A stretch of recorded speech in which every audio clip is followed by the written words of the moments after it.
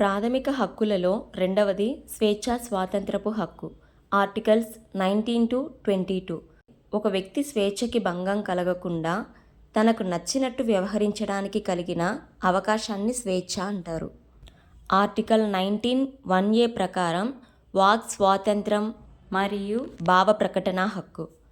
Article 19(1)(b) ప్రకారం సభలు సమావేశాలు నిర్వహించుకోవడం. ఆర్టికల్ 19(1)(c) ప్రకారం దేశంలో ఎక్కడైనా సంఘాలు సంస్థలు ఏర్పాటు చేసుకోవడం. ఆర్టికల్ 19(1)(d) ప్రకారం దేశంలో ఎక్కడైనా స్వేచ్ఛగా సంచరించవచ్చు.